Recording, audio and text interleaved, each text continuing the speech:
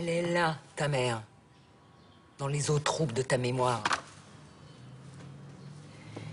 Les souvenirs, c'est comme les poiscailles. Ça vit caché au fond de l'eau.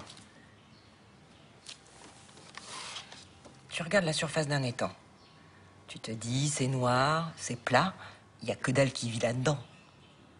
Si t'es pêcheur, tu leur balances quelque chose qu'ils aiment, et là, tu commences à voir des trucs remuer sous la surface. Tu lances ta ligne, hop, t'en sors un comme ça. Pas un brochet, hein, un souvenir. Mais c'est l'histoire d'un jeune homme qui s'appelle Paul, qui a 30 ans, mais qui est un peu élevé comme un petit garçon de 10 ans, on va dire, par ses tantes, qui est habillé, coiffé le matin, lui mettre des chouquettes. Elles veulent en faire un virtuose de piano. Et lui a un trauma, il a jamais parlé de sa vie. Et donc, pour comprendre pourquoi, il va comprendre pourquoi en rencontrant une de ses voisines, qui est une espèce de sorcière babacool, rigolote, jouée par Anne Leni, qui s'appelle Madame Proust, et qui va lui faire ses madeleines de Proust à elle, avec une tisane un peu, je dirais pas illicite, mais on n'est pas loin du LSD quand même. C'est des madeleines toutes bêtes, hein. Il y en a qui mettent de la fleur d'oranger. Moi, je trouve que ça fait un peu tapette. L'hameçon, il est là-dedans. Métaphoriquement parlant, hein. Ouais, j'ai eu une appréhension, ouais. D'en faire trop, ou de pas bien doser, ou alors d'être chiant comme la pluie. J'ai eu plein d'appréhensions, mais en même temps, si j'en avais pas, il faudrait peut-être que j'arrête.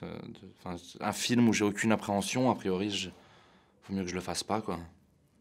Je crois. Pourquoi tu parles pas? T'as une maladie? Ses parents sont décédés quand il avait 2 ans. Tout ce que je sais, c'est qu'il était présent quand c'est arrivé. Elle te regarde. T'es tout là-haut. J'ai énormément de respect pour les gens qui font pas de compromis, quoi, parce que c'est pas que du commerce, le cinéma. Donc, j'ai beaucoup de respect pour les réalisateurs qui pensent leurs films entièrement et qui vont au bout de leurs idées et qui se disent pas si je mets lui et que je fais un crédit à cette banque-là, ça sera mieux pour mon film. Ils pensent à leur film, quoi. Un peu d'amour, un peu de miel, un peu de soleil. Les souvenirs, ça aime ça, la musique. C'est tout ce qu'il faut. On dirait qu'il va parler. Bah alors, mon petit père, t'en as mis du temps. Tu l'as vu, ta mère? Si tes tantes, elles te posent des questions, t'es au marché. Mais qu'est-ce qui lui arrive? Il y a quelques effets secondaires, mais l'un dans l'autre, ça vaut le voyage. Paul ne s'est jamais comporté comme ça. Mais qu'est-ce que tu fais? C'est l'heure de souper. C'est pas la mort qui l'empêche de vivre, ce gamin. Il tourne en rond. Si on fait rien, bah il aura 2 ans toute sa vie. Il a pas fait de santé, votre garçon. Et les légumes, une sorte d'empoisonnement. Un empoisonnement aux légumes. Je peux vérifier? S'il vous plaît. Bernadette Lafont. Bah, c'était une ado, elle, de 70 ans, quoi. Non, mais c'était... Voilà. Moi, je me suis tapé des fous rires avec elle. Elle est morte vivante, c'est ça qui m'a fait plaisir. Voilà. Elle était très vivante. Mais c'est des gens, c'est quelqu'un... Autant elle que Hélène Vincent, Anne Leni, c'est pareil. Elles sont super parce que c'est des gens qui démontrent pas... qui sont pas dans la démonstration de ce qu'ils ont déjà fait, alors qu'elle pourrait, Bernadette Lafont, elle pourrait passer ses après-midi à parler de Truffaut en buvant des tisanes, mais elle s'en fout. Elle boit une bière et elle dit qu'est-ce qu'on fait demain, quoi.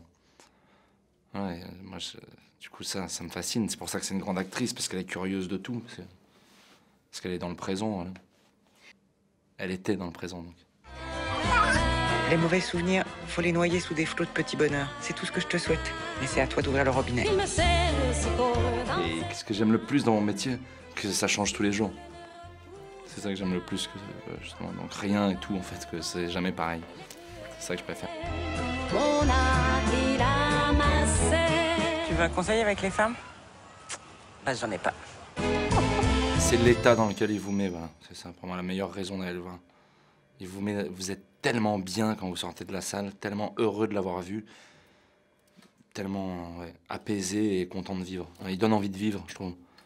Enfin, moi, c'est ce qui m'a fait comme spectateur, complètement objectivement. Voilà.